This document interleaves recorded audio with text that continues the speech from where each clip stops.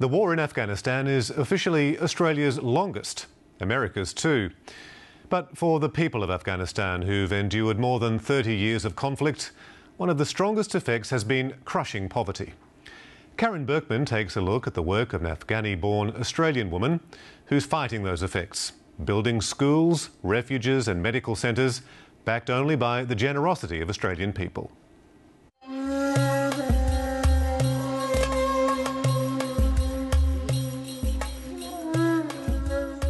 Mahboba Rawi is an Afghani-born Australian who knows the meaning of tragedy right to her marrow. She was once a refugee herself, fleeing Afghanistan in 1984 when the Russians invaded. After 2 years in a camp for the dispossessed, she married an Australian Afghani man and moved to Sydney. They had 3 children, but lost their eldest son in 1992 when he was swept away at the Kiama blowhole on the New South Wales south coast. Police say there have already been 2 emergency rescues off the cliff this year, but today it appears the surf's victims had no chance of being saved. After that, Mahboba's husband divorced her, but she channeled those devastating blows into a powerful force for good.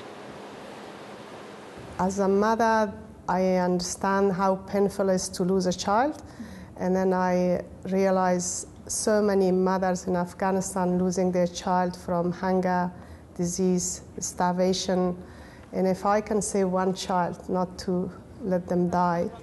So that motivated me. It kind of was the most difficult tragedy in my life, losing my first son, but it was in a way it gave me more strength and power to do good work. 5 cents. Should I do this 50 cents? Yeah. Put them aside. The first thing she did was raise the money to build in Kabul a refuge she called Hope House. It now shelters 500 women and children left behind in the wake of the war.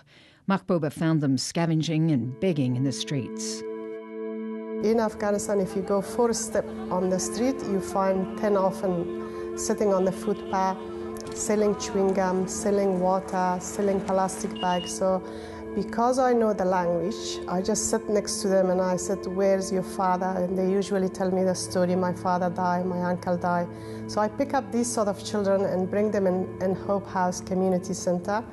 And the first thing I will do, that ask them to go and study instead of selling water or chewing gum, which is only give them 5 cents a day.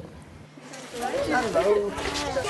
Although Mahboba gets no government funding, Australian soldiers visit Hope House every month, playing with the children, who are all sponsored by Australians, and helping out in any way they can.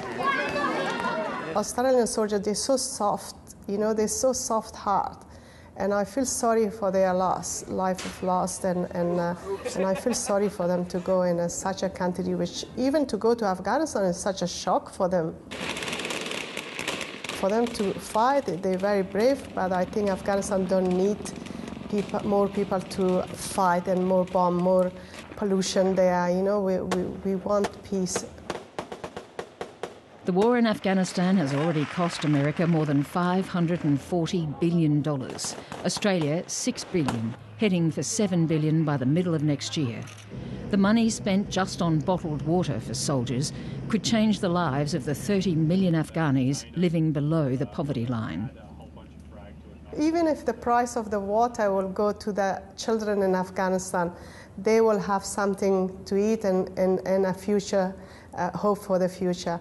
But I understand why the government is spending money on their soldiers, because they have to make them comfortable to live in a war-zone country.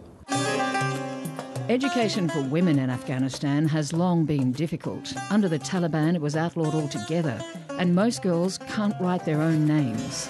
Mahboba runs training programs that help widows to earn their own living, and in the meantime gives them food and life's essentials.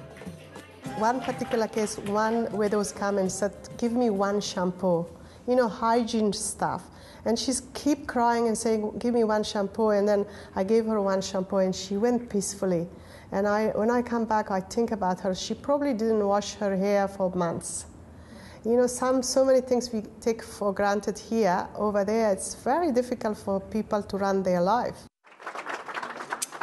So the community we live here is very poor. Most of the people. Afghanistan has no welfare system, no Medicare, no charities to rescue the vulnerable. And there's no clinic here. So this clinic will be very useful for them as well. If sick, you have to have money to go see doctor. Too bad if you don't have money. There is no medicine for free. Nothing is for free in Afghanistan for people. So the poverty level is unbelievable. Mahboba believes education is essential for social reconstruction. Education for the boys as well as for the girls. Education is the key to make women a little bit more powerful and teach the boys to respect them more. The war turned 2 generations of young men into fighters, leaving a drastic shortage of doctors, pharmacists, teachers and farmers. Because of landmines, people have lost their traditional faith in agriculture. But with the help of Australian farmers and worms, Mahboba is starting to change that too, buying land and rehabilitating it to start producing crops. We have to teach a lot of girls and women to go and grow their own thing because, you know, so many people lost their life of lack of nutrition, especially children. If they have good food growing in the backyard or front yard, at least they're going to survive.